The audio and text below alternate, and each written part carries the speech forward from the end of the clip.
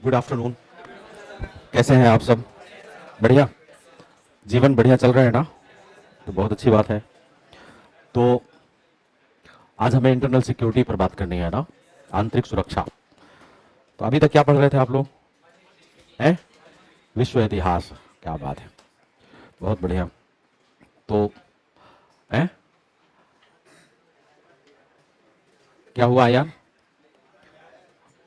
अच्छा, आईआर भी पढ़ रहे हैं, बहुत अच्छी बात है। तो आंतरिक सुरक्षा पर हम चर्चा करना शुरू करते हैं, और पहले हम एक पाठ्यक्रम डिजाइन करते हैं कि किस तरीके से हम पढ़ेंगे उसको, और फिर हम उस पर चर्चा करते हैं। क्यों? ठीक रहेगा ना? तो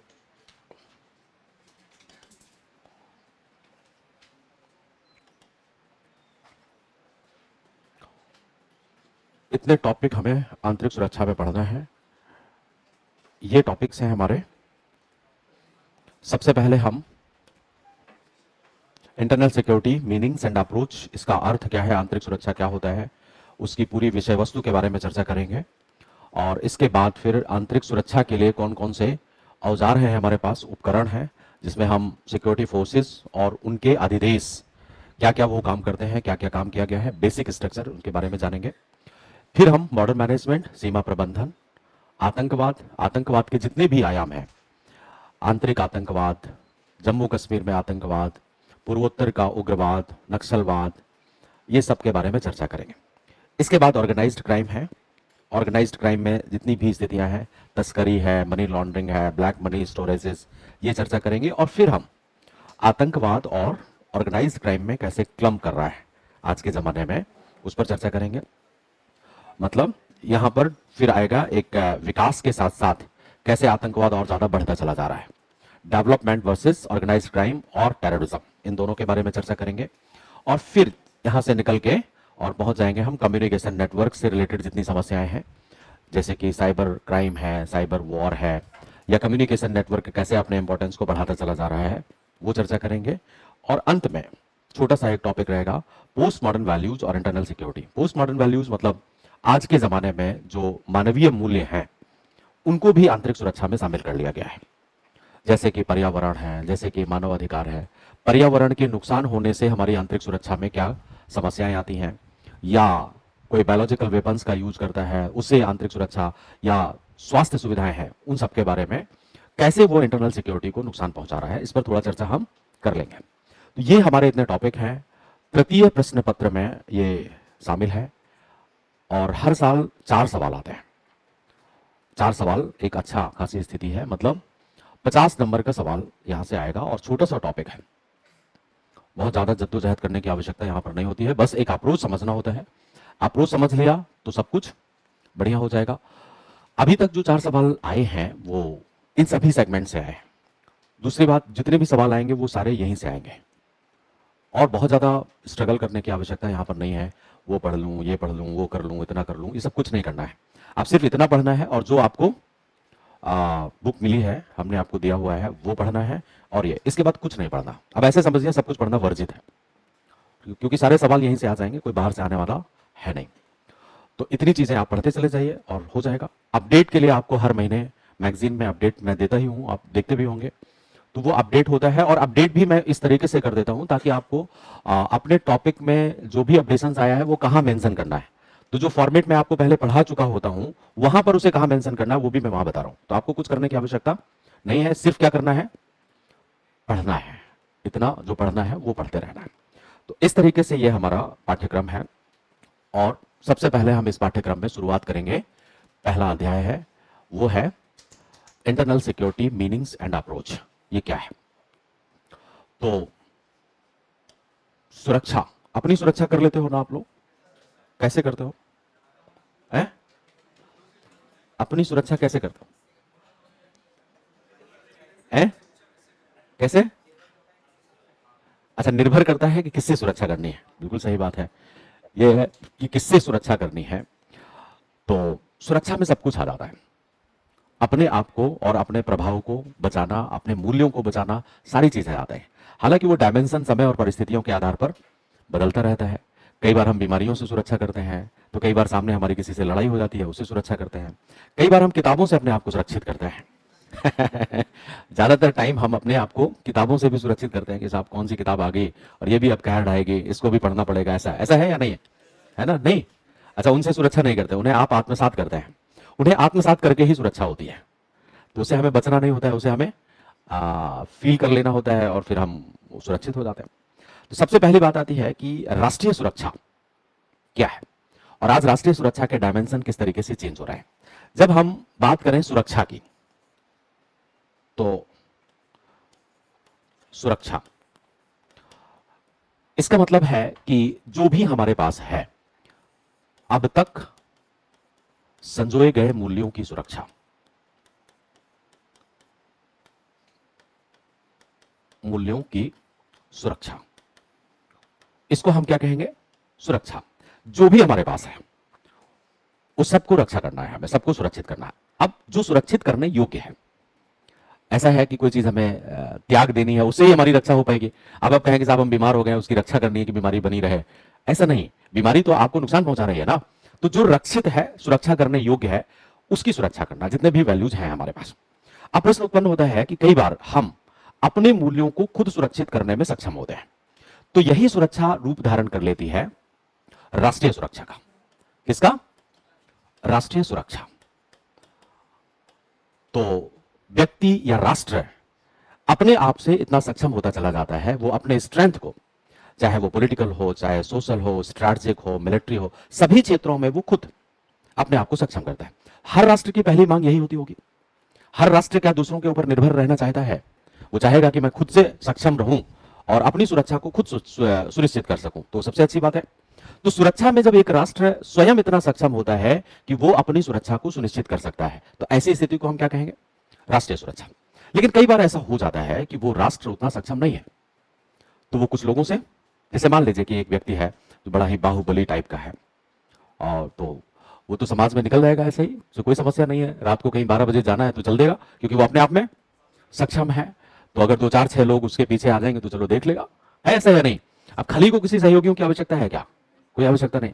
लेकिन कोई अगर मान लीजिए दबा कुचला मरगिल्ला टाइप का आदमी है, उसे जरूरत पड़ जाए कि समाज में बाहर जाना है, और बहुत सारे शत्रु हमारे हैं, तो क्या करेगा?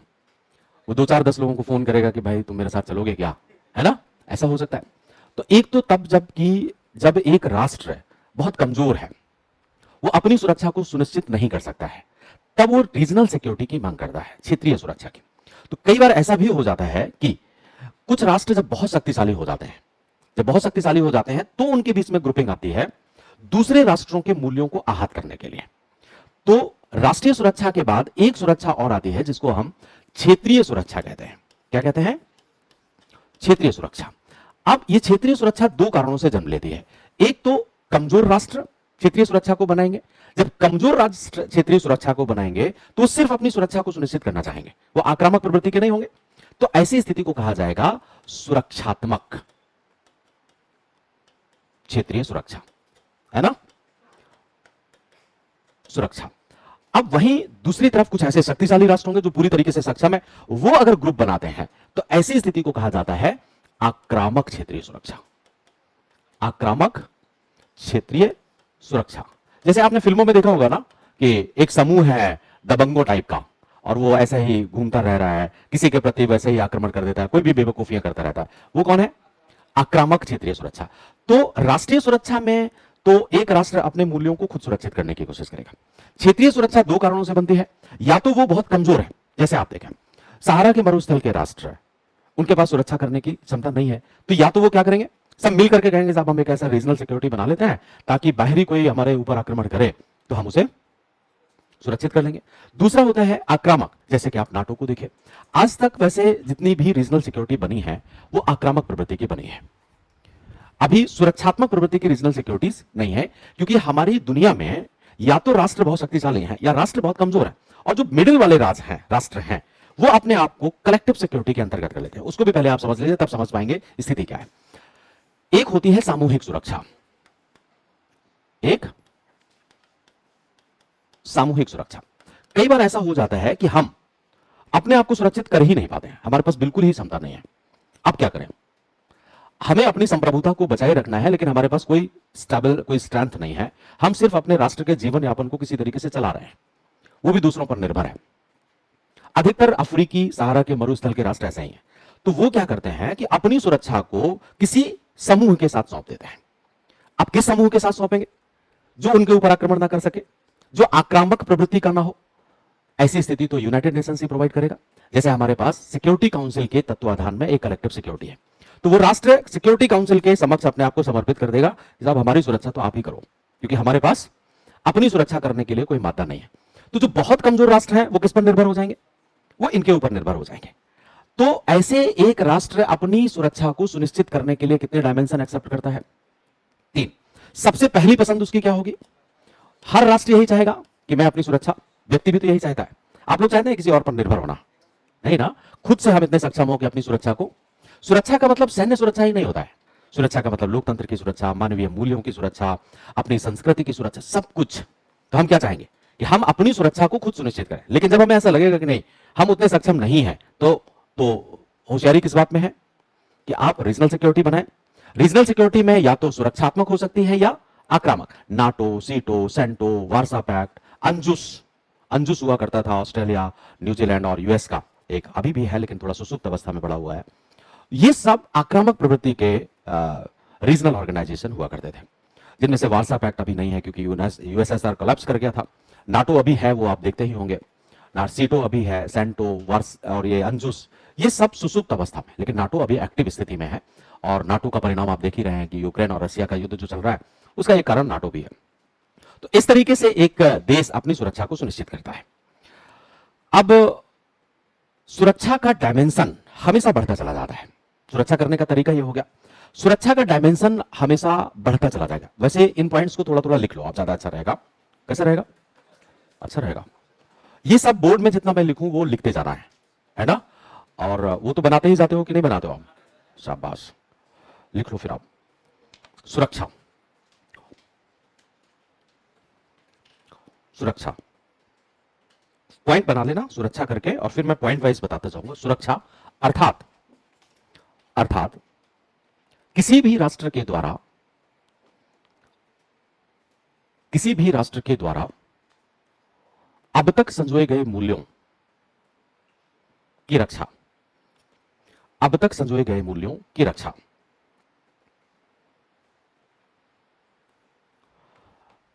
ऐसी रक्षा में, ऐसी रक्षा में प्रत्येक राष्ट्र भिन्न भिन्न रणनीतियों का अनुसरण करता है, अनुसरण करता है। अर्थात, अर्थात डैश करके सब पॉइंट।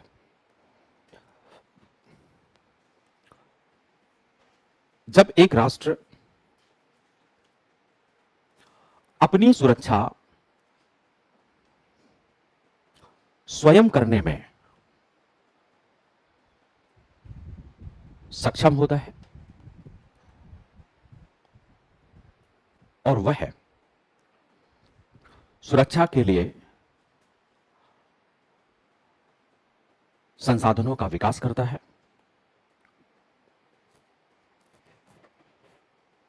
तो ऐसी स्थिति को राष्ट्रीय सुरक्षा, तो ऐसी स्थिति को राष्ट्रीय सुरक्षा कहा जाता है। Next point. अनेकों बार कुछ राष्ट्र मिलकर अपनी सुरक्षा को सहमति के आधार पर निर्धारित करते हैं।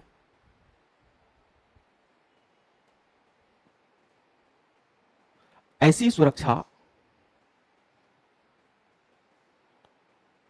सुरक्षात्मक और आक्रामक, सुरक्षात्मक और आक्रामक दोनों प्रकृति की हो सकती है।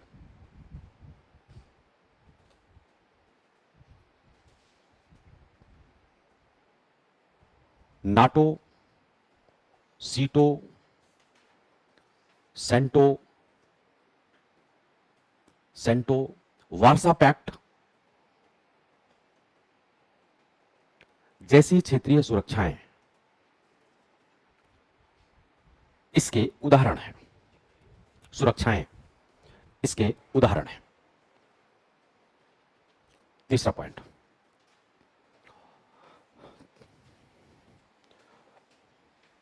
विश्व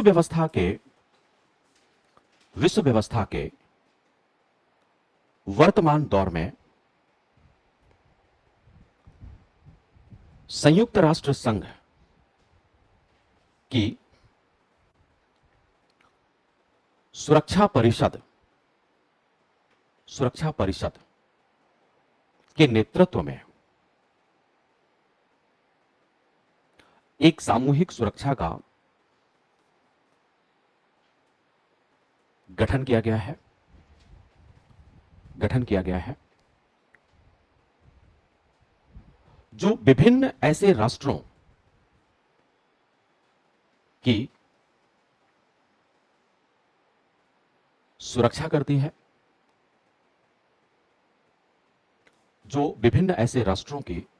करती है, जो स्वयं अपनी सुरक्षा में सक्षम नहीं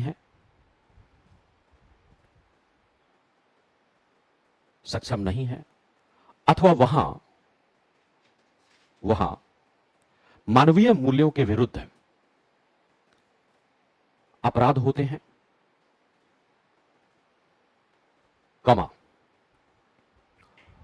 जातिगत वैमनस्यता विद्यमान है, जातिगत वैमनस्यता ब्रैकेट में जेनोसाइड भी लिख सकते हैं आप, विद्यमान है। आदि परिस्थितियों में सामूहिक सुरक्षा सक्रिय होती है। ठीक, अब एक और सुरक्षा की कल्पना की जाती है, हालांकि वो अभी जमीनी स्तर पर बिल्कुल नहीं है, वो है विश्व सरकार, ग्लोबल गवर्नेंस।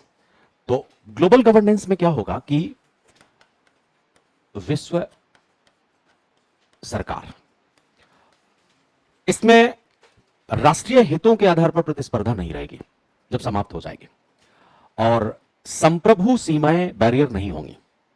एक तरीके से आप ऐसा कहिए कि जब पूरी दुनिया ऐसे हो जाएगी जैसे कि एक दूसरे के प्रांत हैं, संप्रभु सीमाएं समाप्त हो जाएंगी।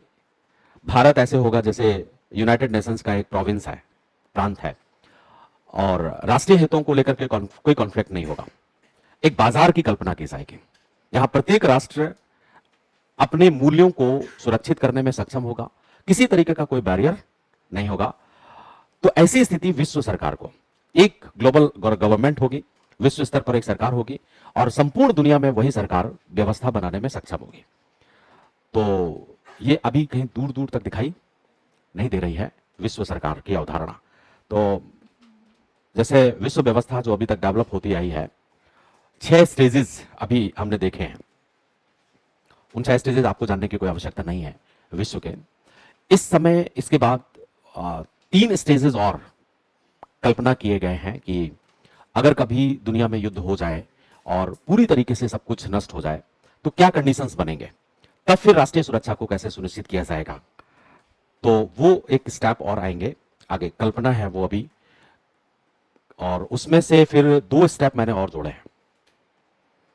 तो वो 2-3 स्टेप के बाद भी अगर कोई स्थिति बनती है तो मानव जगत कैसा होगा, वो एक भविष्य में किस तरीके की होगी, तो उनकी हमें जरूरत नहीं है, क्योंकि कमीशन अभी वो पूछेगा नहीं। बस जितना पूछेगा वो एक सुझाव के तौर पर कि ऐसा होगा।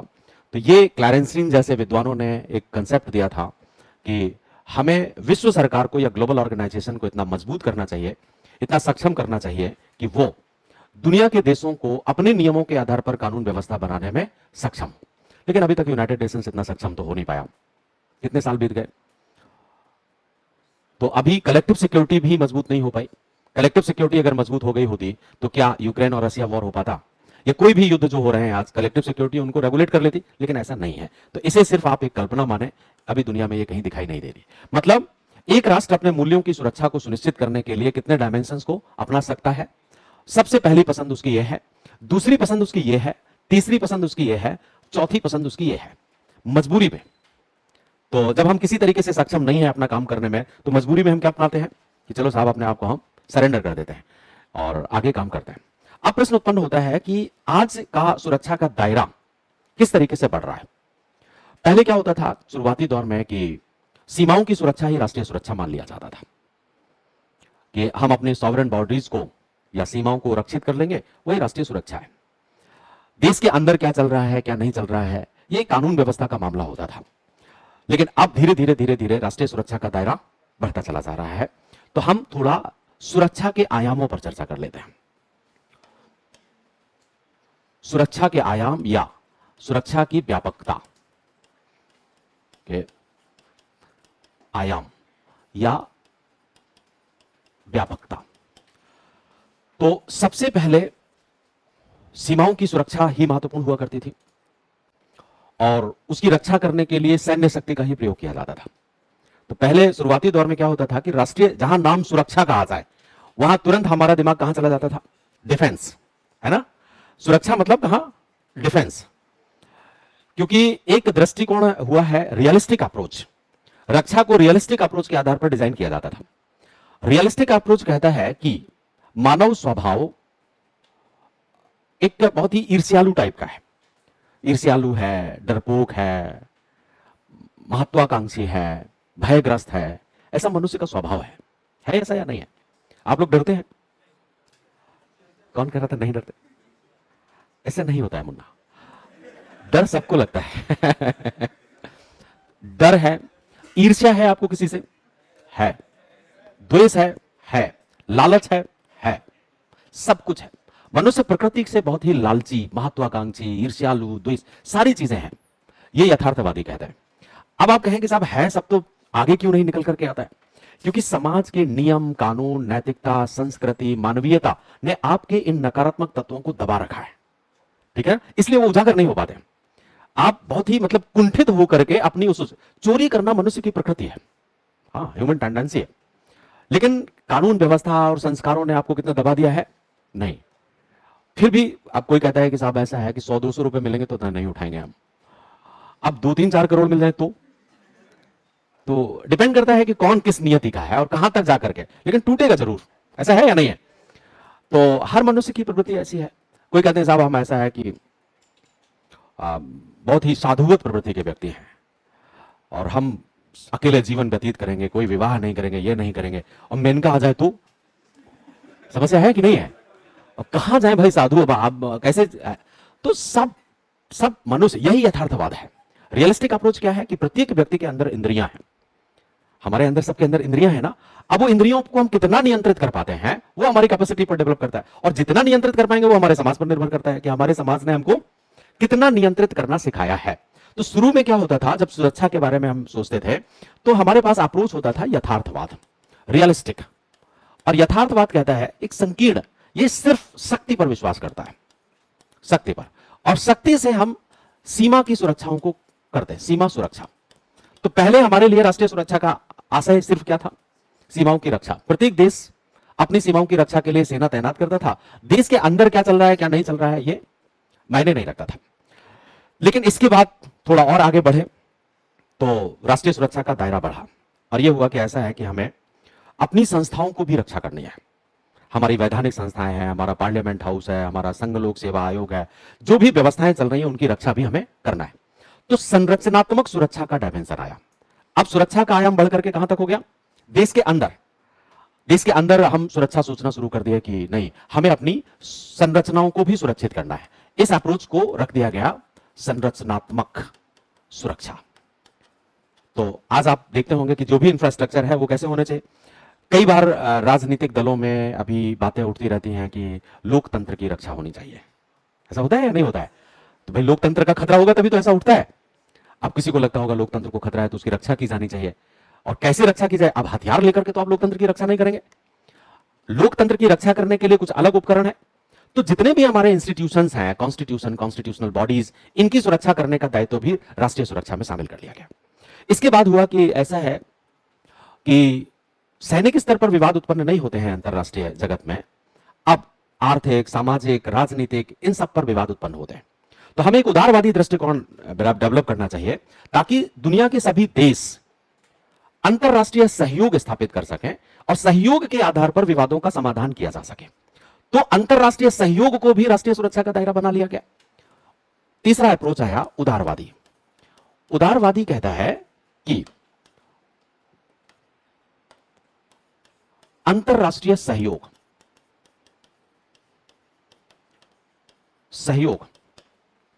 राष्ट्रीय सुरक्षा का एक अंग है।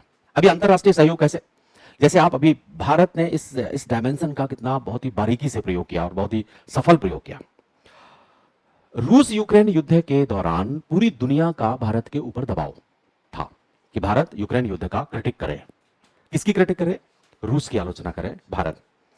और दूसरी तरफ रूस से हमारे इंटरेस्ट बहुत सारे जुड़े हुए थे, हमें उसकी आलोचना भी नहीं करनी थी। अब यहां पर हमने कौन सी रणनीति अपनाई? अंतरराष्ट्रीय सहयोग की। हम यूक्रेन के साथ भी सहयोग रखेंगे, हम रूस के साथ भी सहयोग रखेंगे, हम यूरोपीय संघ के साथ भी सहयोग करेंगे, हम अमेरिका के साथ भी सहयोग करेंगे, लेकिन हम युद्ध पसंद नहीं करते। आगे बात समझ में?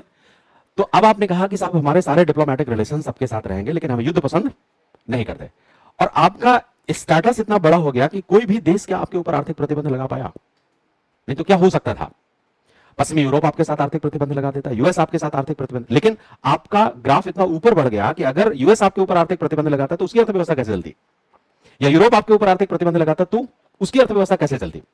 तो हम सक्षम हुए कि हम अपने व्यापार को भी रूस के साथ बढ़ाते रहेंगे। और ये हुआ आपकी कितनी अच्छी पॉलिसी है।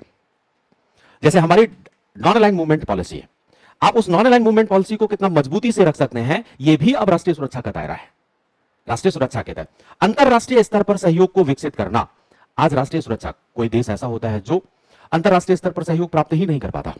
कई बार आप ऐसे समझिए कि अभी पाकिस्तान की हालत बहुत खराब रही और प्रधानमंत्री बेचारा सुबह उठता था और शाम को कई जगह घूमता था, लेकिन कुछ नहीं मिलता था। ऐसा है या नहीं? जब उसे कुछ नहीं मिलता, इसका मतलब अंतरराष्ट्रीय सहयोग के स्तर पर पाकिस्तान क्या राष्ट्रीय रूप से सुरक्षित है? नहीं है ना। आप सुबह निकले, दिन भर आप घूमे कहीं इधर उधर और सबने मना कर दिया, कोई नहीं दे रहा है, तो आप सुरक्षित नहीं है। वहीं पर अंतरराष्ट्रीय सहयोग के स्तर पर भारत ने यहां आक्रामक नीति को भी अपनाया। आक्रामक नीति, आपको याद हो कि एक बार भारतीय प्रधानमंत्री नरेंद्र दामोदर दास मोदी श्री उन्होंने एक स्टेटमेंट दिया था कि पाकिस्तान को हम उस स्तर पर ले जाएंगे कि ये पूरी दुनिया से अलग थलग हो जाएगा। तो आपने पाकिस्तान के अगेंस्ट उदारवादी नीति को अपनाया। उदारवादी नीति को अपना करके आपने दुनिया से उसको क्या कर दिया? अलग थलग कर दिया। और वो आपको दिखाई भी दे रहा है कि एक चीन के अलावा और कौन बचा? और अब चीन भी थोड़ा थोड़ा कान मुंह इधर उधर कर रहा है। अभी कुछ दिनों पहले आपने देखा था बलूचिस्तान में चीन के सिपाहियों के ऊपर बलूच आतंकवादियों ने हमला किया था, अभी 7-8 दिन पहले। और एक घटना पहले भी हो चुकी थी हफ्ता वसूली के चक्कर में। तो अब पाकिस्तान को वहां पर भी समस्या आ रही है कि चीन कितने दिन तक हम होल्ड कर पाएंगे। तो अपने रिलेशंस को मजबूत करना, ऐसे समझो आप सीधी भाषा में, अंतरराष्ट्रीय स्तर पर अपने संबंधों को बनाए रखना और संबंधों को व्यापक बनाना भी आज क्या है? National security. व्यक्तिगत स्तर पर भी ये सारी बातें मायने रखती हैं। अभी मैं आपको सारे संबंध कैसे बनाने हैं आपको भी बता दूंगा। व्यक्तिगत स्तर पर भी अगर आपके रिलेशंस बहुत स्ट्रांग नहीं है और उन रिलेशन से आप अपने हितों को पोषित नहीं कर पाते हैं, इसका मतलब आप डिप्लोमेट नहीं है। ठीक है ना? अपना नुकसान ना हो और दूसरों से फायदा ले सकें, ये मनुष्य की नीति होनी चाहिए। ठीक है ना? अपना नुकसान हो, अब दूसरे का भी नुकसान नहीं तो बहुत अच्छी बात है, लेकिन अगर थोड़ा बहुत दूसरे का नुकसान हो जाए, हमारा फायदा तो होना चाहिए, है ना? तो यहां आपको क्या ध्यान रखना है कि हमें संबंधों को इस तरीके से सहयोग के आधार पर संबंधों का विकास करना है। भारत की नीति में युद्ध नहीं है, युद्ध अंतिम स्थिति है, लेकिन सब ऐसा सोचते हैं कि भारत युद्ध में सक्षम है। ऐसा है या नहीं? एक अप्रोच ये हो गया। इसके बाद एक चौथा अप्रोच जन्म लेता है जिसको हम नारीवादी दृष्टिकोण कहते हैं। नारीवादी दृष्टिकोण, और आजकल हमारे देश में इसका खूब चर्चा होता है। नारीवादी दृष्टिकोण को राष्ट्रीय सुरक्षा का अंग मान लिया गया है। अगर आपके देश में स्त्रियां सुरक्षित नहीं है, इसका मतलब आपका राष्ट्र सुरक्षित नहीं है। कितनी बड़ी बात है। स्त्रियों को सुरक्षित होना आपकी राष्ट्रीय सुरक्षा के लिए आवश्यक है। याद हो आपको कि कुछ दिनों पहले, 2-3 साल पहले, एक किसी विद्वासी ने, प्रोफेसर ने भारत के किसी युवा को रिसर्च करवाने से मना कर दिया था ऑक्सफोर्ड में कि मैं आपको रिसर्च नहीं करवाऊंगी क्योंकि आपके देश में रेप बहुत होता है। ठीक, अब उस बच्चे को रिसर्च ना करवाना मायने नहीं रखता, चलो वो तो एक इंडिविजुअल था, लेकिन उसने किसके ऊपर टारगेट किया? भारत के ऊपर। और क्या टारगेट किया कि साहब आपके बच्चों को हम नहीं रखेंगे क्योंकि आपके यहाँ के बच्चे जो होते हैं वो जो रेपिस्ट होते हैं। अब बताइए, पूरे के पूरे भारत के युवा वर्ग को अब्यूज कर दिया या नहीं कर दिया? अब होते तो कुछ ही लोग हैं ना। तो अब हमने सोचा कि नारीवादी दृष्टिकोण, नारियों की सुरक्षा आज राष्ट्रीय सुरक्षा का दायरा है। अब यह आया तो साहब शुरुआती दौर में बहुत दिनों से चल रहा है। यूएस जैसे देशों ने नारीवादी दृष्टिकोण को 20वीं शताब्दी में अपना लिया था राष्ट्रीय सुरक्षा के दायरे में, लेकिन हमने उतना फोकस नहीं किया क्योंकि हमारे यहाँ स्त्रियां पहले से सुरक्षित थी। लेकिन अब जब समस्याएं उत्पन्न होने लगी तो हमने भी इसको शामिल कर लिया है। इसमें 3 डायमेंशन है अभी तक नारीवादी दृष्टिकोण में। सबसे पहले आया था liberal feminist approach. Liberal feminist approach में जैसे कि साइमन डी ब्यूअर्स जैसे विद्वान आए, उन्होंने कहा कि स्त्रियां, पुरुष स्वतंत्र है तो स्त्रियां भी स्वतंत्रता की मांग करती हैं। ठीक है, स्टेटमेंट था साइमन डे ब्यूअर्स का बहुत अच्छा कि स्त्रियां पुरुष को मित्र समझती हैं और पुरुष से भी अपेक्षा करते हैं कि वो भी स्त्रियों को मित्र समझें। अच्छी बात है, बहुत अच्छा अप्रोच था लिबरल फेमिनिस्ट का। इसके बाद सोशलिस्ट फेमिनिस्ट आए, बहुत सारे विद्वान पैदा हुए और उन्होंने कहा कि जो अधिकार पुरुषों को है वही अधिकार स्त्रियों को भी प्राप्त होना चाहिए। मतलब व्यवहार कैसा हो? इक्वल, समानता संबंधी विश्वास। इसके बाद एक आया रेडिकल फेमिनिस्ट का अप्रोच। उसने कहा स्त्रियां तभी सुरक्षित होंगी जब पुरुषों के साथ इनका कोई संबंध नहीं होगा। और रेडिकल मतलब हमें पुरुष के साथ कोई रिलेशन रखने ही नहीं है, ना कोई पिता है, ना कोई पुत्र है, ना कोई भाई है, कुछ भी नहीं। स्त्रियां अपने डेवलपमेंट को खुद सुनिश्चित करेंगे। रेडिकल फेमिनिज्म आया, अन्ना कोडट, जर्मन ग्रीर और बहुत सारी ऐसी विद्वसियां आई। उग्र होकर, उग्र का इसको क्या कहा जाएगा? उग्र नारीवादी। हम पुरुष के साथ कोई रिलेशन रखे ही नहीं, ये भी चला साहब। अच्छा, युवाओं के ऊपर इसका बहुत प्रभाव पड़ा। बहुत सारी स्त्री विद्वानों ने पुरुषों के साथ किसी तरीके का रिलेशन नहीं रखा। उनमें थी सुलामित फायरस्टोन, सुना है इनका नाम? सुलामित है, सुलामित फायरस्टोन। सुलामित फायर भी है और स्टोन भी है, आग का पत्थर। साहब यूएस में हुआ करती थी और उन्होंने एक मूवमेंट शुरू किया। मूवमेंट में यह था कि हम एक कॉलोनी बनाएंगे, उस कॉलोनी में सिर्फ स्त्रियां रहेंगी, पुरुष का आना वर्जित है। शायद मैंने कभी बताया भी होगा एक बार आपको, वही था। हाँ, तो उस तरीके से रेडिकल, अब तो रेडिकल फेमिनिज्म दम तोड़ चुका क्योंकि वो खत्म हो गया, ऐसा हो नहीं पाया। पुरुष के बिना कोई स्त्री चल सकती है क्या? संभव नहीं है भाई, हो ही नहीं सकती। स्त्री और पुरुष के बिना क्या दोनों चल सकते हैं क्या? अस्तित्व, प्रकृति में अस्तित्व मानव जगत का दोनों के रहने से ही है ना, अदरवाइज मानव समाज, मुझे लगता है सारा समाज कीड़े मकोड़े ही बचेंगे। हो सकता है उनके अंदर जेंडर इंटर इस तरीके का कोई रिलेशन नहीं होता होगा, तभी वो बचेंगे, कीड़े मकोड़े ऐसे ही पैदा हो जाते होंगे। लेकिन जो क्या कहते हैं मैमल्स तो दोनों का रहना जरूरी है। तो ये, लेकिन आज उदारवादी और समाजवादी दृष्टिकोण है। हमें स्त्रियों को बराबर व्यवहार करना है, उन्हें पुरुष के साथ समान व्यवहार देना है और उन्हें स्वतंत्र देना है। तो जब हम शुरू में पढ़ाते थे तो स्त्रियां दिखाई नहीं देती थी, वैसे आप कुछ कुछ देखो ऐसा पढ़ रही हैं। हाँ, वर्ष 2003, 4, 5 में तो ना के बराबर होते थे। अब तो हरियाणा से भी आने लगी। हाँ, पहले तो हरियाणा से तो पुरुष ही नहीं होते थे, स्त्रियां कहां से आए। हाँ, लेकिन अभी बहुत सारे बच्चे आने लगे हैं जो पढ़ रहे हैं। तो नारीवादी दृष्टिकोण कहता है keeping women free from all kinds of the problems of and exploitation. इस तरीके से हमें सभी प्रकार के शोषण से स्त्रियों को मुक्त करना है। इसके बाद एक और आया आलोचनात्मक सिद्धांत दृष्टिकोण। आलोचनात्मक दृष्टिकोण, आलोचनात्मक दृष्टिकोण कहता है कि नागरिकों को हर प्रकार के उत्पीड़न और शोषण से बचाना है, हर नागरिक को। अब जैसे हर समाज में किसी न किसी आधार पर किसी एक वर्ग का शोषण या उत्पीड़न होता रहा है या नहीं। जैसे हमारे देश में जाति के आधार पर शोषण उत्पीड़न, अगर आप वहीं पर अमेरिका जैसे या अफ्रीका में चले जाएं तो रंग के आधार पर शोषण और उत्पीड़न हो। तो हर मानव समाज में किसी न किसी आधार पर शोषण उत्पीड़न होता रहा है। तो आज स्थिति यह है कि हमें नागरिकों को शोषण और उत्पीड़न से मुक्त करना है, उन्हें ऊपर लेकर के आना है। तो एक दृष्टिकोण यह चल रहा है। इसके बाद एक आया मानवतावादी दृष्टिकोण। अब राष्ट्रीय सुरक्षा को सुनिश्चित करने के लिए नया एक अप्रोच मानवतावादी दृष्टिकोण आया।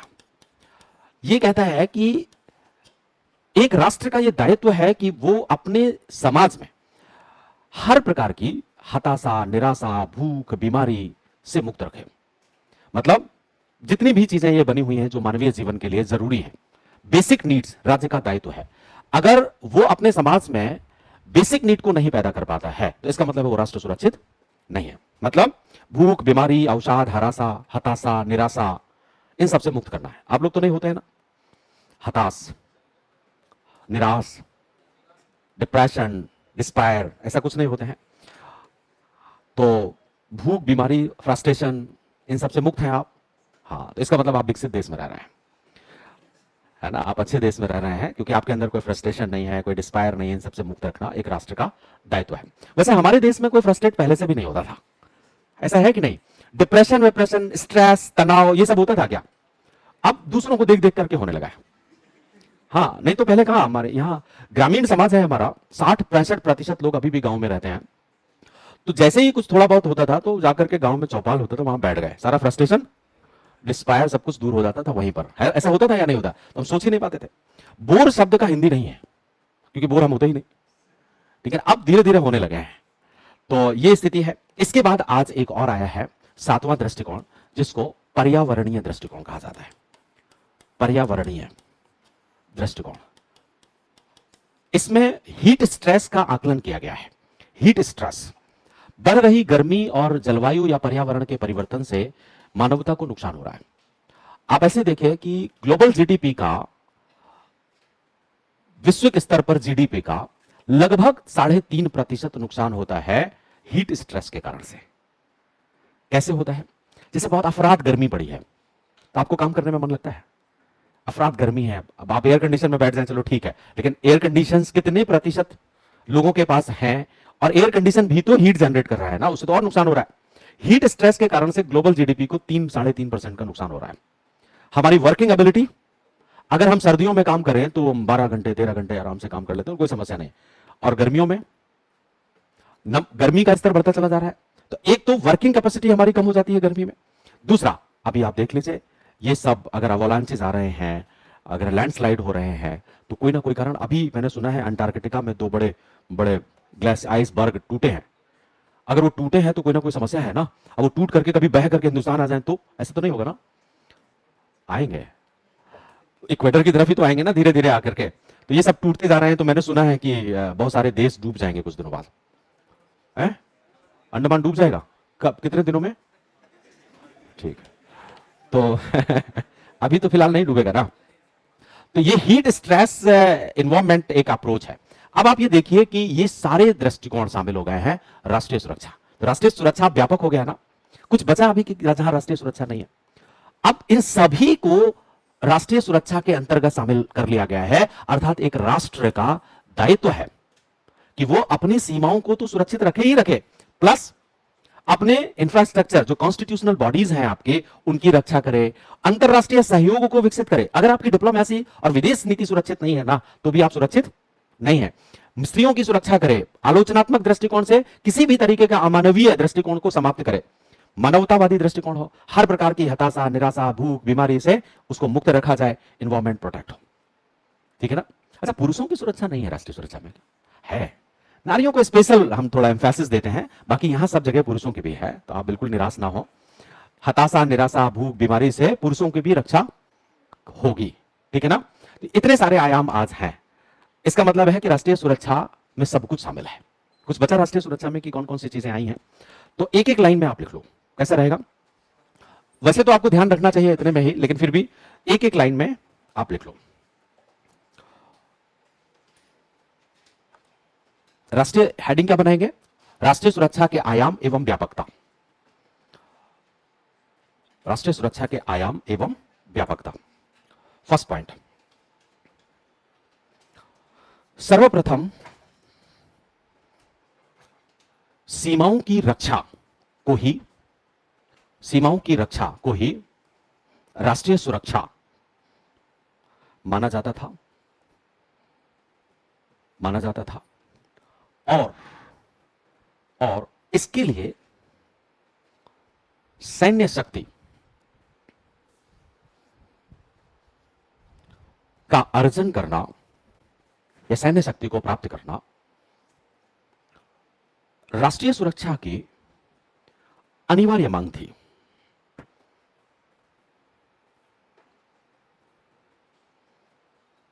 ठीक है, तो आप यहां पर सैन्य शक्ति और सीमाओं की रक्षा, दो बातों को कोट करना। दूसरा दूसरा संरचनात्मक आयाम, अर्थात अर्थात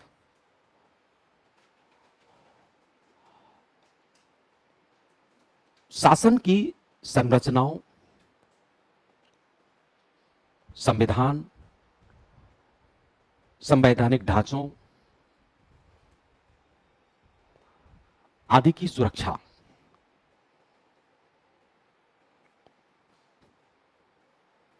नेक्स्ट, अंतरराष्ट्रीय स्तर पर, नेक्स्ट पॉइंट, अंतरराष्ट्रीय स्तर पर सहयोग को विकसित कर विद्यमान विवादों का समाधान करना उदारवादी दृष्टिकोण के तहत राष्ट्रीय सुरक्षा का अंग है। उदारवादी दृष्टिकोण के तहत राष्ट्रीय सुरक्षा का अंग है। नेक्स्ट पॉइंट, नारियों को हर प्रकार की समस्या और शोषण से मुक्त रखना, नारियों को हर प्रकार की समस्या और शोषण से मुक्त रखना। नेक्स्ट, अपने क्षेत्राधिकार में निवासी नागरिकों को हर प्रकार के शोषण और उत्पीड़न मतलब ऑपरेशन से मुक्त रखना। हमारे देश में दोनों के लिए अलग से संविधान में व्यवस्था है। शोषण के लिए भारतीय संविधान में शोषण के विरुद्ध अधिकार आपको मूल अधिकार के तौर पर प्राप्त है, अनुच्छेद 23 और अनुच्छेद 24 में, ठीक है ना। इसके बाद हमने वर्ष 1995 में अस्पृश्यता अपराध अधिनियम भी बनाया था, जो शोषण से मुक्ति का आधार था, आर्टिकल 17 को आधार बना करके। ऑपरेशन को लेकर के, मतलब उत्पीड़न को लेकर के 1989 में SC ST एट्रोसिटी एक्ट यह बनाया गया था, जो किसी भी प्रकार के उत्पीड़न को, और आज उसके दायरे को बढ़ा करके उसमें लगभग 44 सब्जेक्ट को शामिल कर दिया गया है, ताकि उनका उत्पीड़न ना हो सके, ठीक है ना। ये हमारी राष्ट्रीय सुरक्षा का दायरा है। नेक्स्ट पॉइंट, राज्य के नागरिकों को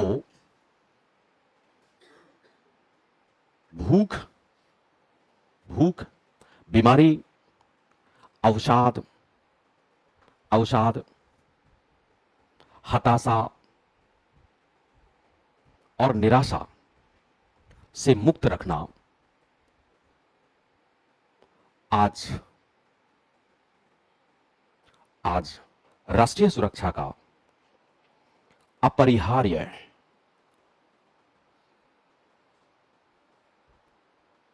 या अपरिहार्य कर दो, आवश्यक लक्ष्य है।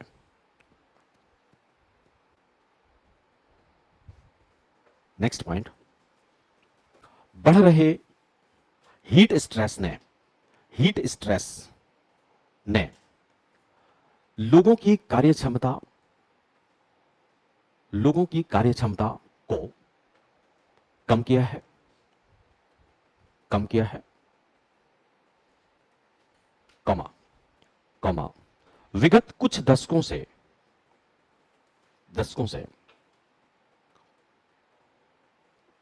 प्राकृतिक समस्याओं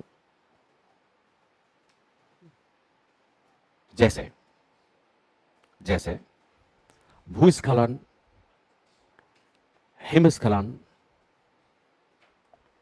भूकंप आदि में वृद्धि हुई है,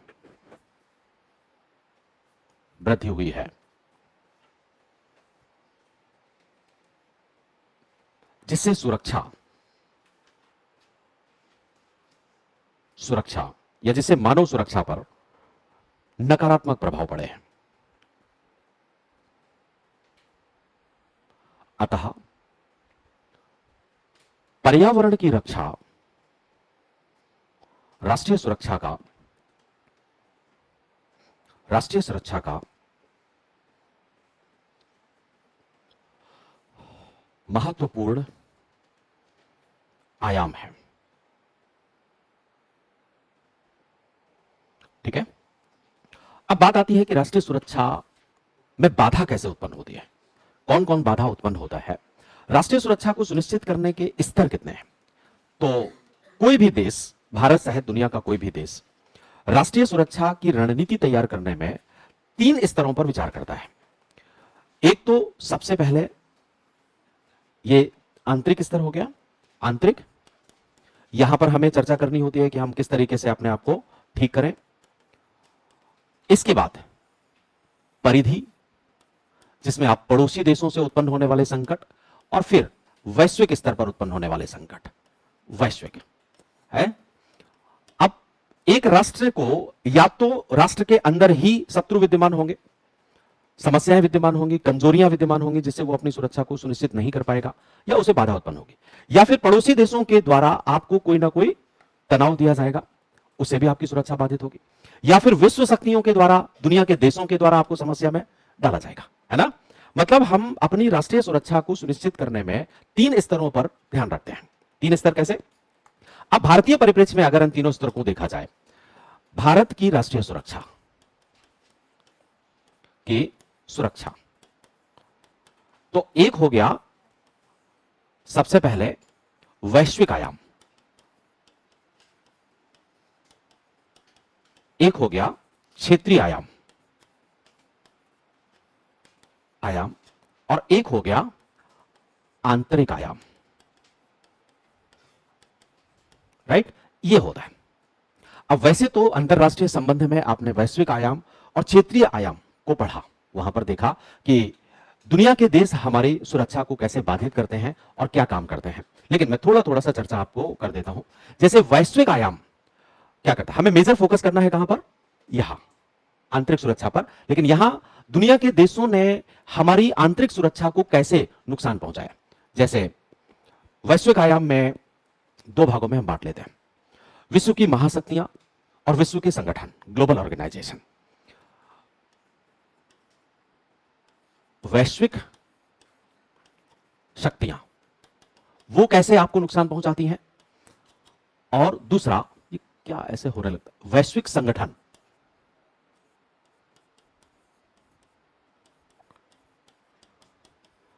ये कैसे नुकसान पहुंचाते हैं। जैसे आप देखो, विश्व के देशों ने आपको हर दृष्टिकोण से समय समय पर नुकसान पहुंचाया। शुरू से देखें, जब हम पैदा हुए, मतलब हमारा देश पैदा हुआ 1947 में, हम आजाद हुए, तो आजादी के बाद से दुनिया के देशों ने हमारे संरचनात्मक दृष्टिकोण से हमारी सुरक्षा को बाधित करने का प्रयास किया। कैसे?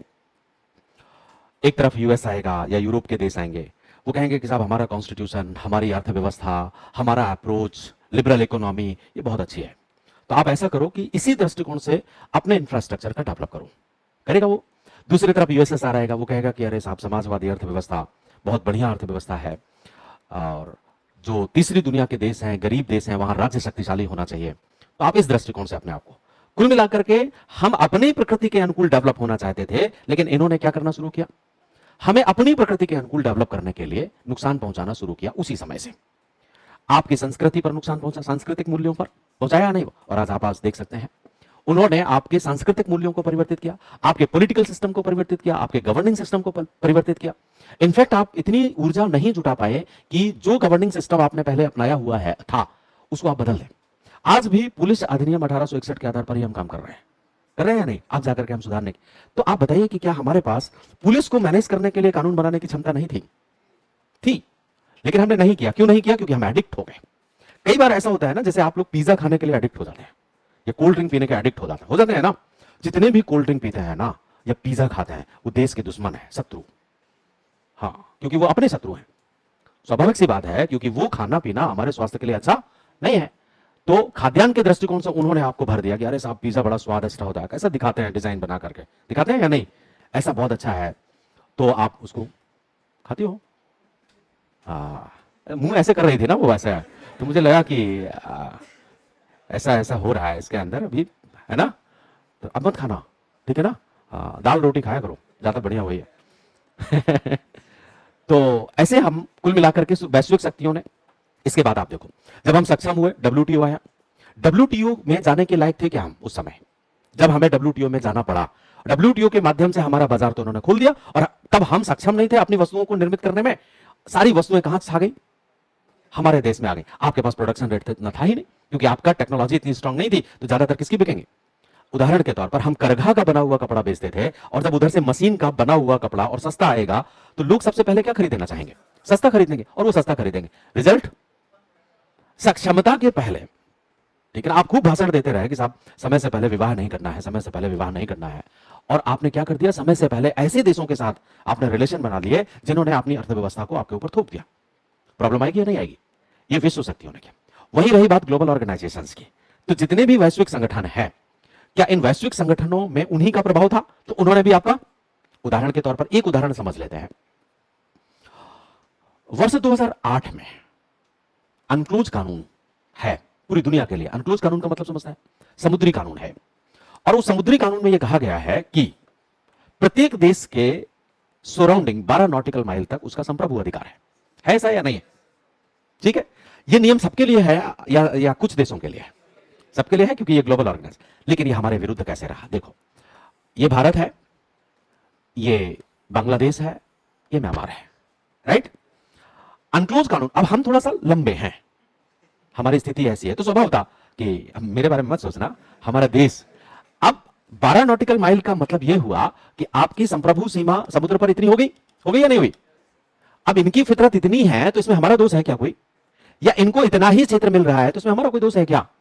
इन्होंने जाकर के मुकदमा दर्ज किया यूनाइटेड नेशंस में, इंटरनेशनल कोर्ट में, कि साहब ये बंगाल की खाड़ी को ना पूरे को 3 भागों में बांट दो, और ये नियम ठीक नहीं, और ग्लोबल ऑर्गेनाइजेशन ने इसको 3 भागों में बांट दिया। आज ये नियम लागू नहीं होता, और इनफैक्ट हमें कम मिला है, बांग्लादेश और म्यांमार को ज्यादा मिला है। क्या वैश्विक संगठनों ने अंतरराष्ट्रीय कानूनों का उल्लंघन करके आपका शोषण नहीं किया या नहीं किया। तो ये ऐसा क्यों कर पाए, आप ये भी सोचो कि आखिर ऐसा क्यों, हमने इसका विरोध क्यों नहीं किया, क्योंकि आपकी परिस्थितियां ऐसी बनती रही कि आपने विरोध करना मुनासिब नहीं समझा। तो कई बार ऐसा हुआ, ग्लोबल ऑर्गेनाइजेशंस के माध्यम से आपकी व्यवस्थाओं को नुकसान पहुंचाने का प्रयास किया गया, या आपको एक प्रकार से आपको ऐसा वस्तु समझा गया कि इसका उपयोग करना चाहिए, और यह बना रहा। आज भी वैश्विक स्तर पर बहुत सारी ऐसी विचारधाराएं, जैसे आप अभी देखो कि ग्लोबल गवर्नेंस इंडिकेटर है ना, ग्लोबल गवर्नेंस इंडिकेटर्स में यह कहा गया कि भारत का लोकतंत्र या डेमोक्रेटिक सॉवरेनिटी कमजोर पड़ रही है। कैसे पता उनको कैसे पता कि हमारा डेमोक्रेसी कमजोर पड़ रहा है क्या, आप खुद बताओ, किसी भी तौर पर कम पड़ रहा है, वो डिसाइड करेंगे कि हमारी डेमोक्रेसी कैसी है। ग्लोबल गवर्नेंस इंडिकेटर्स में यह आया कि ग्लोबल सॉवरेनिटी या डेमोक्रेटिक सॉवरेनिटी कमजोर पड़ रही है। कारण क्या था उनको करने का, भारत ने अनुच्छेद 370 को हटा दिया। ऐसा करने से एक वर्ग विशेष की आत्मा को ठेस पहुंचा, ठीक है ना, हमारे हित में था तो हमने ठेस पहुंचाया ना, ठीक है ना। तो आप डिसाइड करने वाले कौन होते हैं, हमारे देश की 250 करोड़ की पॉपुलेशन तो ये कह रही है कि ठीक है साहब 370 हटा हमारे लिए अच्छे है, लेकिन आप डिसाइड करने वाले कौन है, और आप ये घोषणा करेंगे कि वहां तो लोकतंत्र कमजोर हो। लोकतंत्र कमजोर होने का ये कारण 370, ठीक है ना। भारत ने अपस्पा को लागू किया है, अरे भाई इनसिक्योरिटी है वहां पर, वायलेंस है, तो अपस्पा लागू नहीं करेंगे तो क्या करेंगे। इंटरनेट शट डाउन करता है भारत, इसलिए लोकतंत्र कमजोर हो रहा है, ठीक है ना। अब इंटरनेट शट डाउन ना करें और हम अपने यहां पर आपदा फैला दें, तब आपको बड़ा मजा आएगा। इंटरनेट शट डाउन क्या हम शौक से करते हैं, नहीं करते ना। हमें भी पता है कि इंटरनेट शट डाउन करने से भारत के बहुत सारे लोगों का नुकसान होता है। अरे भाई पेन किलर कोई खाना चाहता है क्या, लेकिन पेन असहनीय हो जाए तो मजबूरी हो जाती है, खाना पड़ जाता है। तो इंटरनेट शट डाउन एक पेन किलर है। अब उससे हो सकता है शरीर के कुछ अंगों को नुकसान होगा, बहुत सारी समस्याएं ऐसी उत्पन्न होती हैं, तो ना चाह करके भी हमें ऐसा करना पड़ता है। लेकिन उसी को वो लोग क्या कह देते हैं कि ये डेमोक्रेसी को नुकसान हो रहा है, ठीक है ना। और फिर हमारे देश में भी बैठे हुए कुछ ऐसे लोग होते हैं कि अरे साहब लोकतंत्र का स्तर तो 10 पॉइंट नीचे चला गया, ठीक है ना। भारत में लोकतंत्र, भारत में तो तानाशाही आ रही है, संविधान के आधार पर शासन करना नहीं चल रहा है। अभी देखो, अभी रिसेंटली बात क्या हुई, ऐसे ये दुनिया हमें नुकसान पहुंचाती है। अभी मानसून सत्र का आयोजन किया गया, ठीक है। मानसून सत्र में 23 कानून पारित हुए, 3 घंटे भी चर्चा नहीं हुई। तो अब इसका दो तरीके का, चर्चा क्यों नहीं हुई? क्या सरकार ने इनवाइट नहीं किया चर्चा करने के लिए, या चर्चा करने में आप गए नहीं? दोनों प्रॉब्लम्स थे, दोनों बातों को करना चाहिए ना। आंकड़े दोनों, सरकार ने आपको इनवाइट नहीं किया चर्चा करने के लिए, या आप चर्चा करने गए नहीं, या आपके पास चर्चा करने का मादा नहीं है।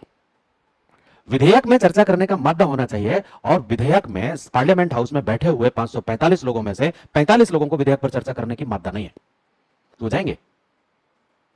500 लोग तो नहीं जाना पसंद करेंगे, क्योंकि उनको तो पता ही नहीं कि विधेयक है क्या।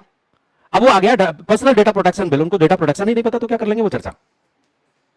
प्रॉब्लम ये है ना। और जब प्रॉब्लम ये है तो सब चर्चा नहीं हुई, 3 घंटे में 23 विधेयक पारित हो गए। तो जो चर्चा करने लायक था उसी ने विधेयक फॉर्मेट किया था, तो पारित हो ही जाना है। तो सबसे पहली बात तो आप अपने स्किल को डेवलप करिए ना। चलो ठीक है, हमारे घर का मामला है। वॉशिंगटन पोस्ट में निकलता है कि लोकतंत्र कमजोर हो रहा है, बिना किसी कारण से विधेयक पारित हो जाते हैं, उसमें चर्चा नहीं होती। भाई साहब, हमारे लोगों में चर्चा करो ना, वो चर्चा करने लायक ही नहीं है, ठीक है ना। इन्विटेशन तो दिया था हमने, लेकिन वो आए नहीं चर्चा करने के लिए। और वो जो एक बिल आया था ना, दिल्ली का गवर्नेंस का लेकर के, उसमें 5 घंटे चर्चा हुई थी। तो बिल चर्चा इसलिए नहीं हो रहे हैं क्योंकि बिल्स को राजनीतिक बना दिया जाता है। वही इससे पहले क्या होता था, होती थी एक एक विधेयक में चर्चा होती थी, चर्चा लोग सुनते थे, काम करते थे, सीखते थे। अब तो विधेयक ही पारित नहीं होते उस ढंग से। पूरा जो 10 चरण का प्रोसेस है हमारा, वही पूरा पारित नहीं। विधेयक आया 3 मिनट में पारित हो जाता, 3 मिनट में। तो इससे लोकतंत्र कमजोर नहीं हुआ, इससे प्रोसीडिंग कमजोर हुई, और हमारे देश में जागरूकता फैलाने। लेकिन चलो, ये हमारे अपना मामला है, उनको भाषण देने की जरूरत थी क्या? नहीं है ना। वो ज्यादा भाषण दे रहे हैं, हमारे लोग थोड़ा कम देते हैं। विपक्ष ने एक भी बात नहीं किया कि हमने चर्चा नहीं की, ठीक है ना, क्योंकि उनको पता है कि हम चर्चा करने गए ही नहीं। तो हम चर्चा करने गए नहीं तो हम क्यों बोले। लेकिन वॉशिंगटन पोस्ट में भाषण दिया जाएगा कि साहब, बिना चर्चा के विधेयक पारित हो गए। तो वैश्विक दृष्टिकोण से इन्होंने हमारे ऊपर, हमारी विचारधारा, हमारी व्हाइट मैन्स बर्डन, मतलब बंजारों की संस्कृति है। बंजारों, भाई साहब, आप पैदा भी नहीं हुए थे जब हमारी संस्कृति डेवलप हो गई थी, ऐसा है या नहीं है? लेकिन समस्या है कि हम भी उनका सपोर्ट करना शुरू कर देते। ये कुछ बातें हैं। सहायता जब हम लेते थे विदेशी, क्योंकि स्वाभाविक सी बात है, हर तीसरी दुनिया का देश, हर गरीब देश सहायता चाहेगा या नहीं, तो शर्तों पर सहायता देते थे, कंडीशन। जैसे आज चाइना कर रहा है ना, चाइना जो क्रेडिट डेप्थ ऑफ डिप्लोमेसी, हम उसकी आलोचना करते हैं। उस समय अमेरिका और यूरोप के देश हमें भी कैसे देते थे? शर्तों पर, कि आप, ऐसा है कि ये हम आपको आर्थिक सहायता दे रहे हैं, और इस आर्थिक सहायता का प्रयोग आप इन क्षेत्रों में करेंगे जिसमें हम इंफ्रास्ट्रक्चर डेवलप नहीं कर पाते थे। तो ये होता था। इसके बाद शैक्षिक औपनिवेशिकता बनी रही, ये इनका कारण था, शैक्षिक औपनिवेशिकता। आप ये देखो, दुनिया, हिंदुस्तान में अंग्रेजी का प्रभाव सबसे ज्यादा है, जबकि अंग्रेजी हमारी भाषा नहीं है या नहीं है? हम सब, और हिंदी का प्रभाव। अगर ये अंग्रेजी इतनी महत्वपूर्ण होती, इसका मतलब है जापान और चीन का तो डेवलपमेंट होना ही नहीं चाहिए था, क्योंकि उनसे ज्यादा अंग्रेजी तो हमें आती ही आती है। आती कि नहीं आती? जापानियों से और चाइनीज से अंग्रेजी ज्यादा हमें आती है, लेकिन उनकी इकोनॉमी हमसे ज्यादा स्ट्रांग है। इसका मतलब है कि हमने अपनी भाषा को तरजीह नहीं दी है। अदरवाइज हम सॉफ्टवेयर के अपनी भाषा में डेवलप नहीं कर सकते थे, अब तो कर रहे हैं ना। इसको कहते हैं कि लिंग्विस्टिक इंपीरियलिज्म बना करके रखा हमारे ऊपर शुरुआती दौर से, और आज भी हमारा संविधान अंग्रेजी में ही है। तो इन्होंने काम किया। सांस्कृतिक साम्राज्यवाद, प्रशासनिक, राजनीतिक। फ्रांस फैनन कहता है कि बौद्धिक गुलामी से मुक्त होना होगा, तब तीसरी दुनिया के देश आगे बढ़ेंगे। बौद्धिक गुलामी, वो, अब ऐसा होता है ना, कोई व्यक्ति आपके बगल में बैठा हो तो वो कहे कि साहब मैं बहुत इंटेलिजेंट हूं, बहुत होशियार, मतलब मुझसे बड़ा बुद्धिजीवी तो नहीं है, तो थोड़ी देर के लिए आपको लगेगा कि हो सकता है, ऐसा हो सकता है कि बहुत बुद्धिजीवी हो ये, तो आप थोड़ा वो रहेंगे। उन्होंने इतना अपने आप को बुद्धिजीवी कह डाला ना कि हमें लगा कि हम कम बुद्धिजीवी हैं, ठीक है ना, हमें ऐसा लगा। तो ऐसा कई बार ऐसा होता होगा कि बहुत कुछ लोग मिलते होंगे आपको जो ज्यादा चिल्ला रहे हैं, होते वो नालायक टाइप के हैं बेसिकली। तो फ्रांस फैनन, समीर अमीन जैसे विद्वानों ने कहा है कि जब तक आप इनके साथ संबंध रखोगे ना, तब तक आपका ये कॉन्फिडेंस डेवलप होने ही नहीं देंगे, और आपको लगेगा कि नहीं, ये ज्यादा होशियार है, हम कमजोर हैं। तो इन्होंने कुल मिलाकर के आपके शरीर पर आक्रमण नहीं किया फिजिकली, इन्होंने कहां आक्रमण किया? हाँ, आपके सिस्टम में। और सिस्टम के माध्यम से इन्होंने आपकी संस्कृति, आपका प्रशासन, आपका गवर्नेंस, आपका डेमोक्रेसी अपनी प्रकृति के अनुकूल बनाने का कोशिश किया, ठीक है ना। ये सब कुछ आप अंतरराष्ट्रीय संबंधों में पढ़ चुके हैं। अब बात आई क्षेत्रीय आयाम, ये फिजिकली अटैक करते हैं। यहां पर एक टॉपिक आएगा हमारा, सीमा प्रबंधन, ठीक है ना। अब हम सीमा प्रबंधन, लेकिन इस सीमा प्रबंधन को पढ़ने से पहले इनसे सुरक्षा करने के लिए हमारे पास उपकरण क्या क्या है, औजार क्या क्या हैं, उनके बारे में थोड़ा चर्चा हमें करना चाहिए। तो मैं डिफेंस में हमारे पास क्या क्या औजार हैं उनको पहले पढ़े बिना हम, क्योंकि इसे समझ में नहीं आएगा, तो पहले हम क्या देख लेते हैं कि हमारे पास हथियार क्या क्या हैं इनके द्वारा होने वाले आक्रमण से रुकने के लिए। तो डिफेंस यहां पर हम इस तरीके से पढ़ेंगे, ये हमारा पहला टॉपिक होगा सिक्योरिटी का। पूरा इन्वायरमेंट जान लिया कि कौन कैसे कैसे नुकसान हमको पहुंचाता रहा है और हम कैसे अपनी सिक्योरिटी को सुरक्षित करेंगे, वो ये हुआ। तो डिफेंस, रक्षा, ये अर्थ आप जान लिए। रक्षा का अर्थ क्या है, मैंने आपको सारे दृष्टिकोण, राष्ट्रीय स्तर पर सुरक्षा क्या है, क्षेत्रीय स्तर पर सुरक्षा क्या है, वैश्विक स्तर पर क्या है, सारी बातें हमने चर्चा कर ली। अब भारत में रक्षा के संबंध में इंफ्रास्ट्रक्चर हमारे पास क्या है, आधारभूत ढांचा क्या है, ये चीज हमको पढ़ना है। तो बताइए कौन कौन सा आधारभूत ढांचा है आपके पास।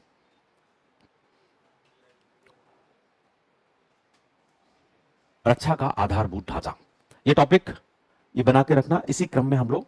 तो सबसे पहले हम पहुंचते हैं कि हमारे पास रक्षा के लिए इंफ्रास्ट्रक्चर क्या है, रक्षा संबंधी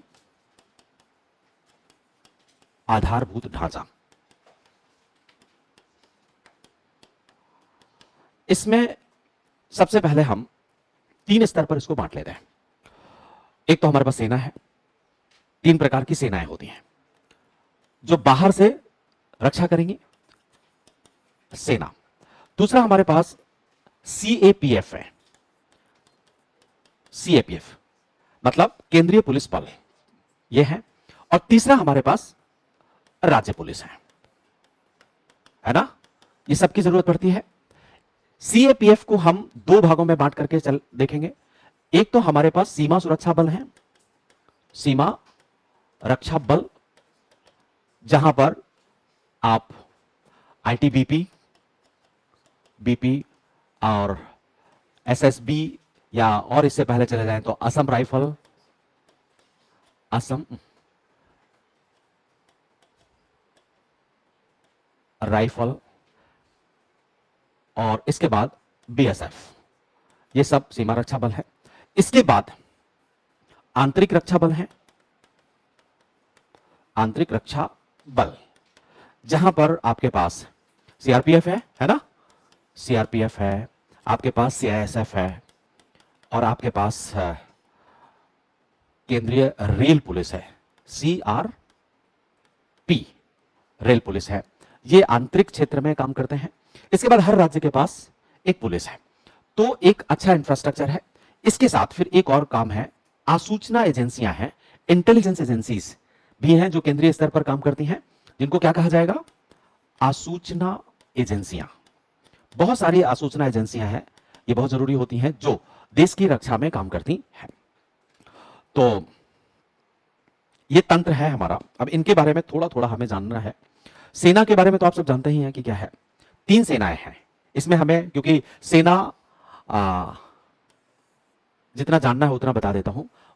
एक तो हमारे पास थल सेना है ना, हाँ, और एक हमारे पास जल सेना है, ऐसा मैंने सुना है।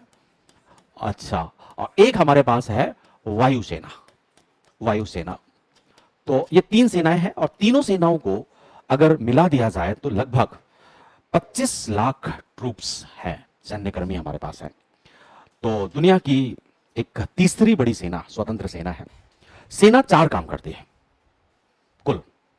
एक तो बाह्य आक्रमण से देश की सुरक्षा करना, युद्ध से देश की सुरक्षा करना, आक्रांताओं से सुरक्षा करना, देश के आंतरिक क्षेत्रों में उत्पन्न होने वाले आकस्मिक असंतोष से देश की रक्षा करना, जैसे कि प्राकृतिक आपदाओं में रक्षा करना या आकस्मिक तौर पर कोई समस्या उत्पन्न हो जाए वो। और चौथा काम होता है United Nations peace keeping operations में भागीदारी करना। तो सेना के मैंडेट में 4 काम है। कौन कौन से? बाह्य शत्रुओं से देश की रक्षा करना, आक्रमण से, युद्ध से रक्षा करना, देश के अंदर उत्पन्न होने वाले आकस्मिक समस्याएं, चाहे वो मानवीय हो चाहे वो प्राकृतिक हो। जैसे कई बार आपने नेचुरल डिजास्टर्स में भी सेना को देखा होगा, वो पहुंच जाते हैं, उनकी रक्षा करना। इन तीनों सेनाओं, बस आपको इतना ही जानना है कि क्या क्या है। तीनों सेनाओं के 4 काम है। पहला, देश की युद्ध से रक्षा, बाह्य आक्रमण से रक्षा, बाह्य आक्रमण। युद्ध और बाह्य आक्रमण में अंतर होता है, इसलिए 2 शब्द हमने लिखे। जैसे युद्ध घोषित होता है बाह्य आक्रमण जरूरी नहीं है कि घोषित हो। जैसे 1962 में चीन ने युद्ध किया था और 1971 में पाकिस्तान ने आक्रमण किया था। आप जब इमरजेंसी प्रोविजन पढ़ते होंगे वहां ये शब्द आपको सुनने को मिलते होंगे। तो बाह्य आक्रमण है, प्लस आंतरिक क्षेत्रों में उत्पन्न आकस्मिक समस्याएं ये प्राकृतिक और ये अनडिफाइंड है, इनका कोई डेफिनेशन नहीं है, जब जरूरत पड़ेगी तो हम उनको बुला लेंगे। और चौथा काम है इनका यूनाइटेड नेशंस यूएनओ शांति निर्वहन प्रक्रिया या संक्रिया, शांति निर्वहन संक्रिया में भागीदारी करना। ये काम हमारी ये तीनों सेनाएं करती हैं। इनके बारे में आपको केवल इतना जानना है, क्योंकि जो जानना है सीएपीएफ है, जैसे कि हमने इंटीग्रेशन करना शुरू कर दिया है अपनी सेनाओं का, कैसे कैसे काम करते हैं। डिफेंस मॉडर्नाइजेशन पढ़ेंगे। अब इसको पढ़ने में हमें वक्त लगाएं वो ज्यादा जरूरत नहीं है हमारी, क्योंकि यहां पर हम क्या सुधार कर रहे हैं वो मायने रखेगा, राइट। डिफेंस मॉडर्नाइजेशन तो एक तो हमारे पास ये है। सीएपीएफ के बारे में हम थोड़ा सा जान लेंगे, क्योंकि ये आप लोग जानते नहीं होंगे कि सीएपीएफ में क्या क्या कौन कौन सी चीजें हैं। तो उनके बारे में थोड़ा, हर सीएपीएफ के बारे में मैं थोड़ा थोड़ा आप लोगों को बता देता हूं कैसे रहेगा। सेना के बारे में आपको इतना ही जानना था। सीएपीएफ मतलब केंद्रीय सुरक्षा बल, और केंद्रीय सुरक्षा बल केंद्र के नियंत्रण में काम करता है। हमारे पास दो तरीके के हैं, एक तो सीमा रक्षा बल है, जिसमें से सबसे पहला है Assam rifles. Assam rifles British period में बना था 1835 में, कैचर लेवी के तौर पर, कैचर लेवी के तौर पर यह बनाया गया, जो नॉर्थ ईस्ट क्षेत्र में सक्रिय था। इसके बाद अंग्रेज चले गए 1835 से लेकर के, और ये चलता रहा बहुत दिनों तक। 1917 में इसका नाम बदल करके असम राइफल कर दिया गया। 1917 से असम राइफल्स ये काम कर रहा है। आज लगभग 46 बटालियंस हैं असम राइफल्स पर जो काम कर रही हैं। अच्छा बल है हमारा, शिलांग में इसका हेड ऑफिस है। तो एक बॉर्डर सिक्योरिटी फोर्स है। वर्ष 2001 में हमने एक सीमा एक बल कानून पारित किया था। एक सीमा एक बल, उसमें सभी बलों को, जितने भी हमारे बॉर्डर सिक्योरिटी फोर्सेस थे, उनको एक एक क्षेत्र निर्धारित कर दिया कि आप इस क्षेत्र की सुरक्षा करेंगे, आप इस क्षेत्र की। जैसे असम राइफल को म्यांमार बॉर्डर की सुरक्षा करने का दायित्व मिला। ये किसकी रक्षा करता है? म्यांमार सीमा की रक्षा करता है। इसको कई अच्छे सम्मानजनक नामों से पुकारा जाता है, जैसे पूर्वोत्तर का प्रहरी, पहाड़ियों का मित्र, इस तरीके का। तो उस क्षेत्र में ये सभी तरीके की समस्याओं से लोगों को सुरक्षित रखता है। जैसे कि कोई बरसात के टाइम में आप पहाड़ी, आप नॉर्थ ईस्ट में चले जाइए ना, तो मिसामी रेंज है वो, और उसकी पहाड़ियां बड़ी पतली पतली सी कटी फटी जैसी होती हैं, बहुत सारी हाइट्स है। वहां देखेंगे कि ऊपर एक आदमी अपना घर बना करके टंगा हुआ है, वो वहीं अकेले रह रहा है, या एक परिवार पूरा रह रहा है। अब बारिश हो रही है, बहुत सारी समस्याएं हैं, उस तक खाना पहुंचाना है या उसको राशन पहुंचाना है, तो कौन पहुंचाता है? असम राइफल्स। तो बड़ा बढ़िया काम ये करते हैं। और इनकी एक समस्या है, समस्या यह है कि इनका जो एडमिनिस्ट्रेटिव कंट्रोल है वो तो गृह मंत्रालय के पास है, और ऑपरेशनल कंट्रोल डिफेंस मिनिस्ट्री के पास है। प्रशासनिक नियंत्रण गृह मंत्रालय, और परिचालनात्मक नियंत्रण रक्षा मंत्रालय।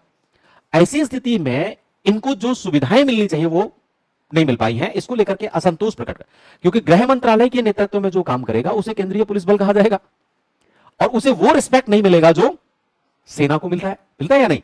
अब मान लीजिए कि असम राइफल्स का कोई व्यक्ति शहीद हो गया, शहीद का दर्जा मिलना चाहिए ना, लेकिन इसको नहीं मिलेगा। इसलिए क्योंकि गृह मंत्रालय तो आंतरिक पुलिस है ना, काम करवा रहे हो आप बाह्य पुलिस का, सेना का, और वेतन भत्ते उपलब्धियां परिलब्धियां सम्मान सब कुछ किसका दे रहे हो? एक पुलिस का। तो उनका असंतोष रहेगा। हमेशा से इन्होंने विरोध किया है कि भाई साहब ये इनको बीच में जो बनाए हुए हो ना, ये बात ठीक नहीं, या तो इधर का कर दो या उधर का कर दो। तो ऑपरेशनल नियंत्रण डिफेंस का है इनके ऊपर, और तनख्वाह वेतन भत्ते इनको कौन देता है? गृह मंत्रालय के। तो स्वभावतः इनकी तनख्वाह, इनका रिस्पेक्ट। अब जैसे आप देखो, हर मनुष्य मानवीय सुविधाओं की जरूरत महसूस करता है या नहीं? जैसे सेना है, उसके अपने अस्पताल होते हैं, तो अगर सेना का कोई व्यक्ति बीमार हो जाएगा तो डिफेंस के अपने अस्पताल है, सारी सुविधाएं उसको वहां मिलेंगी। इनके कोई अस्पताल नहीं होते, कॉमन सामान्य अस्पतालों में इनको, सरकारी अस्पतालों में भर्ती करवाया जाता है। वहीं पर ये भले ही वो सरकार देती है, खर्चा सरकार देती है, लेकिन सामान्य अस्पताल तो सामान्य अस्पताल है। सामान्य तरीके से वो ठीक है, वो सामान्य अस्पताल और ज्यादा योग्य हो, लेकिन सारी सुविधाएं तो अलग है ना। डॉक्यूमेंटेशन उनको करना होगा, पहले बिलिंग्स करवानी होगी, पैसा पहले खुद देंगे, बाद में सरकार देगी। समस्या आएगी या नहीं आएगी? बच्चों की पढ़ाई लिखाई का खर्चा इन्हें अपना खुद निपटना पड़ता है, सरकार एक निर्धारित मात्रा में देती है, जबकि डिफेंस के अपने स्कूल है, वहां पर अपने, तो डिफेंस की सुविधाएं इन्हें नहीं मिलती हैं और काम किसका करना होता है? डिफेंस का। तो असम राइफल की यह प्रॉब्लम है। थोड़ा थोड़ा मैं बोल देता हूं और इसके बाद मैं थोड़ी थोड़ी लिखवा भी दूंगा, कैसे रहेगा? हाँ, तो एक तो साहब ये हो गया असम राइफल्स के बारे में, या एक एक करके लिखते जाए, एक एक करके ना लिख लो, एक एक करके, हमको क्या प्रॉब्लम है? एक एक करके अगर आपको लिखना है तो आपकी मर्जी, क्यों मनुष्य है? तो सबसे पहले आप लिख लो केंद्रीय सुरक्षा बल में असम राइफल्स।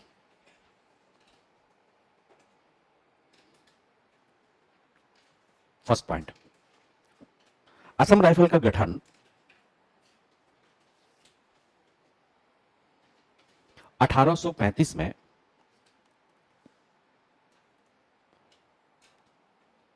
कैचर लेवी के नाम से किया गया। कैचर लेवी के नाम से किया गया और 1917 में इसका नाम बदलकर असम राइफल कर दिया गया। असम राइफल कर दिया गया। नेक्स्ट पॉइंट, यह देश का सबसे पुराना बल है।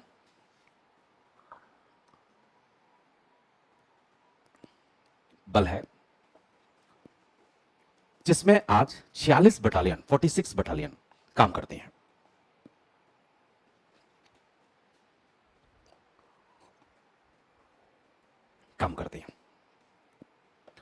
नेक्स्ट पॉइंट, एक सीमा एक बल सिद्धांत के तहत, एक बल एक सीमा सिद्धांत के तहत इसे म्यांमार सीमा की रक्षा का दायित्व है। इसे म्यांमार सीमा की रक्षा का दायित्व सौंपा गया है।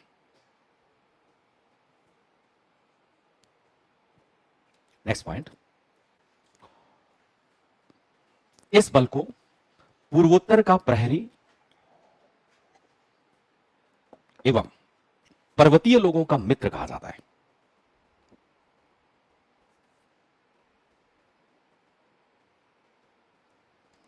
पर्वतीय लोगों का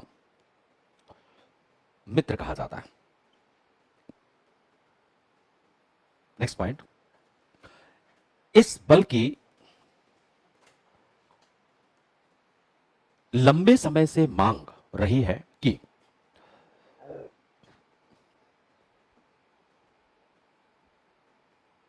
इसके प्रशासनिक नेतृत्व एवं परिचालनात्मक नेतृत्व, ऑपरेशनल परिचालनात्मक नेतृत्व को एक मंत्रालय के अंतर्गत कर दिया जाए।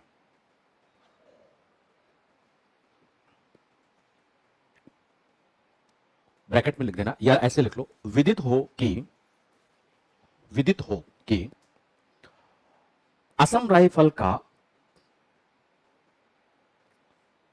प्रशासनिक नेतृत्व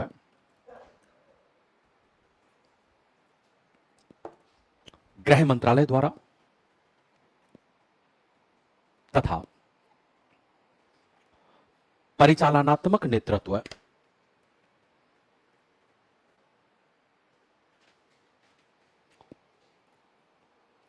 रक्षा मंत्रालय द्वारा किया जाता है।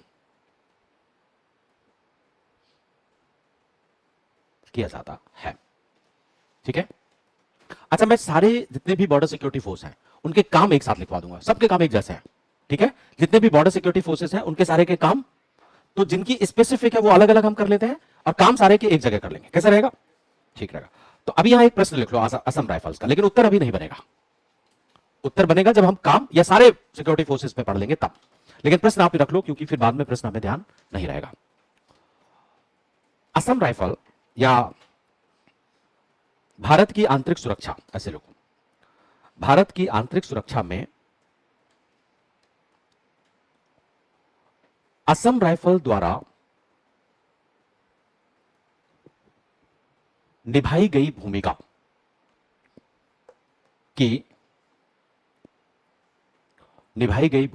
की विवेचना कीजिए।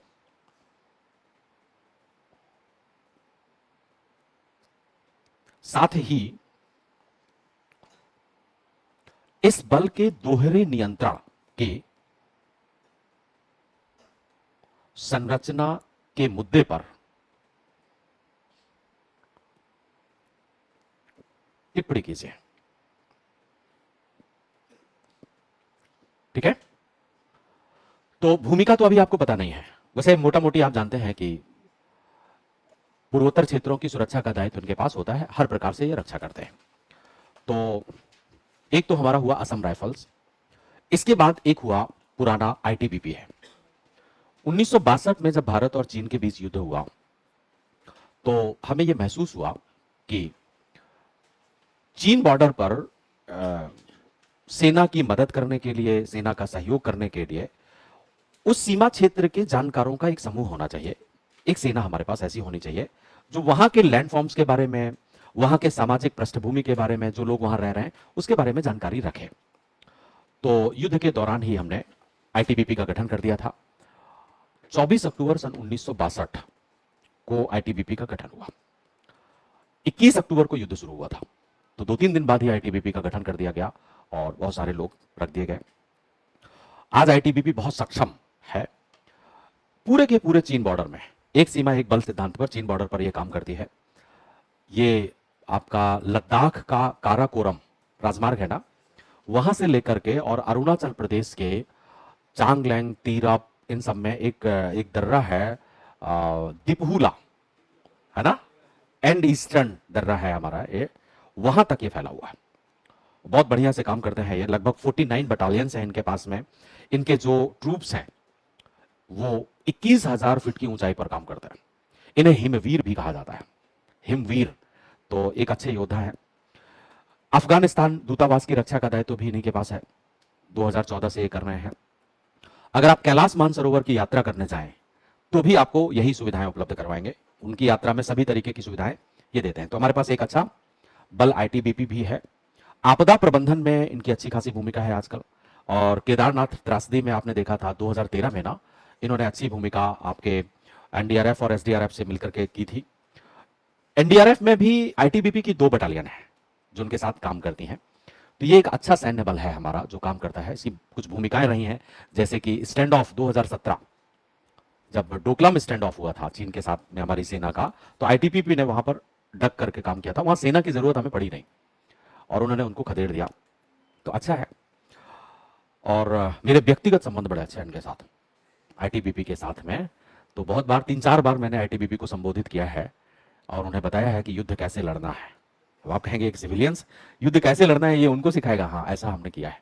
कौन से लैंडफॉर्म्स में कैसे हमें काम करना होता है, कैसे हम काम करते हैं। तो 3-4 बार मैंने ऐसा किया है। और KN5 में जाकर के, नाथुला में जाकर के वहां पर भी किया है, फिर काला पानी में जाकर के वहां पर भी किया है। ऐसे इनको बहुत सारे लोग जो अधिकारी होते हैं उनको बताया मैंने कि ऐसे काम करना है हमें। मैं आपको क्यों बताऊं कि मैंने क्या बताया, यही कुछ बताया होगा जो मैं आपको बता रहा हूं। तो इसके बारे में आप थोड़ा सा लिख लो फटाफट। आईटीबीपी, तो भारत चीन, फर्स्ट पॉइंट, भारत चीन युद्ध के दौरान 24 अक्टूबर वर्ष 1962, 24 अक्टूबर 1962 को इसका गठन किया गया। एक सीमा एक बल सिद्धांत, नेक्स्ट पॉइंट, एक सीमा एक बल सिद्धांत के तहत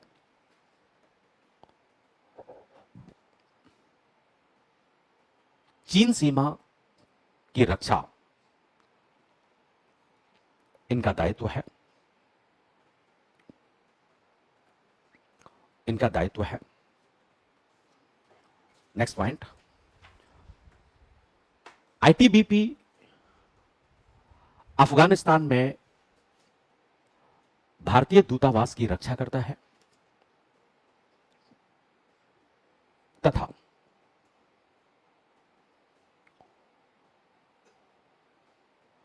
कैलाश मानसरोवर यात्रा में यात्रियों की सुविधा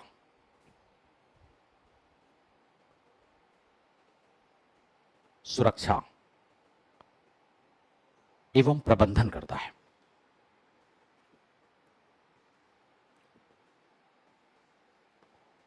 ठीक, एक पॉइंट और लिख लीजिए।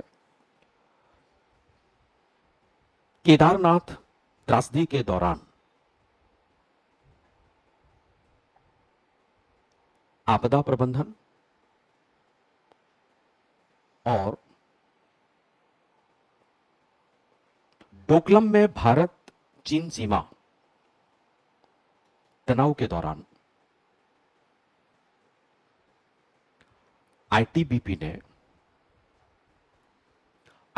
ने महत्वपूर्ण भूमिका निभाई।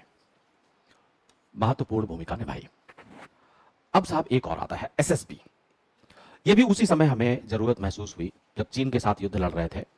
हालांकि युद्ध खत्म हो गया और इसके बाद फिर हमने एक स्पेशल सर्विस फोर्स के तौर पर एसएसबी को स्पेशल सर्विस ब्यूरो, इसका नाम ही पहले यही रखा गया था, विशेष सेवा ब्यूरो। विशेष सेवा ब्यूरो इसको बनाया गया 1963 में और यह भी गुप्त परिचालन करने के लिए चीन बॉर्डर में काम करने के लिए एसएसबी का गठन किया। इसके बाद यह काम करता रहा और आज इसको दायित्व सौंपा है नेपाल और भूटान बॉर्डर में ये सीमा प्रबंधन और सुरक्षा में भागीदारी करता है। ये एक ऐसा पहला बल है जहां सबसे पहली बार एक बटालियंस के तौर पर महिलाओं की भर्ती की गई थी।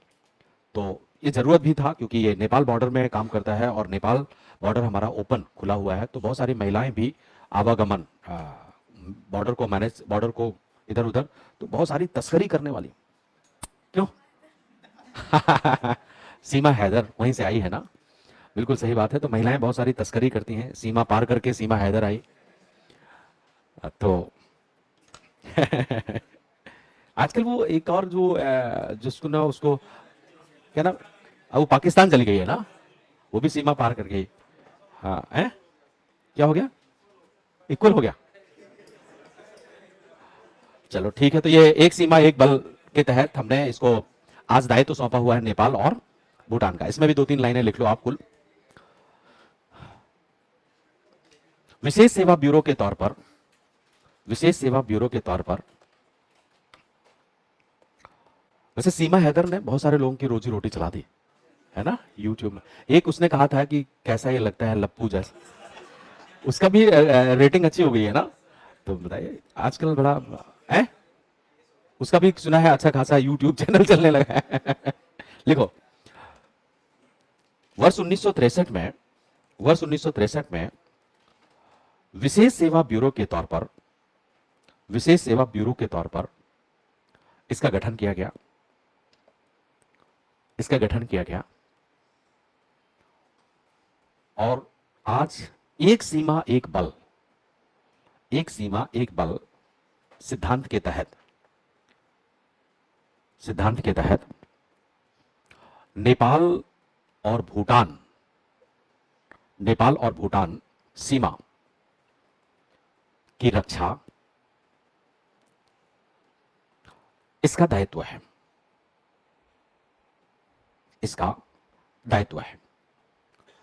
ठीक, बस इतना ही जानो। इसके बाद एक और आता है बीएसएफ, बॉर्डर सिक्योरिटी फोर्स। वैसे तो ये सभी के सभी बॉर्डर सिक्योरिटी फोर्स हैं, लेकिन इसका नाम ही बॉर्डर सिक्योरिटी फोर्स है।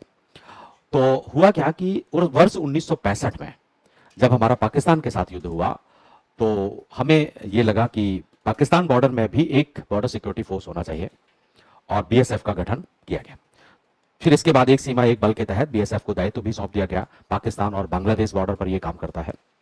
सभी बॉर्डर सिक्योरिटी फोर्सेस में सबसे बड़ा है ये और लगभग 2.65 लाख इसमें ट्रूप्स हैं जो काम करते हैं। बॉर्डर सिक्योरिटी फोर्सेस में सबसे बड़ा है सबसे अच्छी स्थिति में 146 बटालियनें काम करती हैं इसमें। तो पाकिस्तान और बांग्लादेश सीमा में तो ये है ही, प्लस दंडकारण्य क्षेत्र में नक्सलवाद उन्मूलन में भी भागीदारी करता है। ये दंडकारण्य क्षेत्र कहाँ है? छत्तीसगढ़ में एक एरिया है, उसका दंडकारण्य नाम है, वहां पर है नक्सल प्रभावित क्षेत्र है, नक्सल बहुत होते हैं, वहां पर भी ये काम करता है। तो इसके बारे में थोड़ा सा आप लिख लो बीएसएफ के बारे में। 1965 में भारत पाक युद्ध के पश्चात इसका गठन किया गया, इसका गठन किया गया। नेक्स्ट पॉइंट, एक सीमा एक बल के तहत पाकिस्तान और बांग्लादेश